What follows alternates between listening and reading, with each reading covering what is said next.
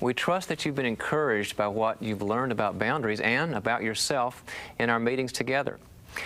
But perhaps the most encouraging note we can end on is a picture of Sherry with boundaries. Remember her from session 1? Sherry stumbled through the day in a haphazard, out-of-control fashion, but now, like you, Sherry has worked through the Boundaries video series. She has decided to restructure her life within the clear boundaries we've outlined here. Let's take a peek in on her life with boundaries. Lord, you've brought me a long way. It helps that Dave and I are setting limits for the kids and getting them to bed. I think I handled last night with Mom better. It wasn't easy to say, Mom, I want to visit with you, but this is a really bad time. Amy's been really looking forward to her first sewing lesson, and I didn't want to postpone it. You could come in and watch if you'd like, or I could call you tomorrow and plan a time for us to get together. I could tell by her reaction that it wasn't easy for her to hear.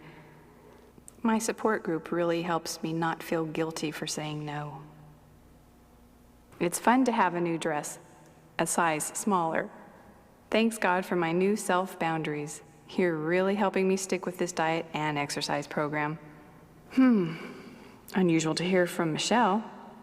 She doesn't call much since I've started talking to her about the imbalances in the relationship.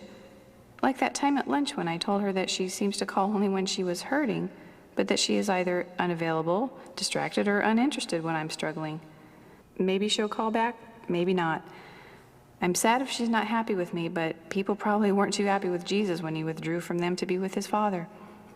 Trying to take responsibility for Michelle's feelings was trying to own something God never gave me. And these days, I know I can count on the kids to help us all get out the door. Bed's made, homework done, lunch is packed, and a few minutes to spare. And dinner time is so much more enjoyable because it's not such a hectic pace leading up to it. You didn't call me. You can enjoy each other's company, talk. Lord God, thank you for the second chance. And thank you for the hope you gave me and for taking me along your path. As you've seen, Sherry's day is now characterized by the freedom, self-control, and intimacy that result from a lifestyle based on a godly understanding of boundaries. Sherry's example is not a fairy tale fantasy. It is a real life change that you can have and maybe are experiencing. Like Sherry, you can learn to take ownership of your life. You can learn what things are your responsibility and what aren't. You can stop taking on problems that God never intended you to take on.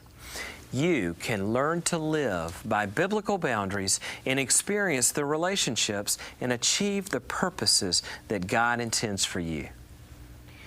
It's our prayer that your biblical boundaries will lead you, as Sherry's have led her, to a life of love, freedom, responsibility, and service.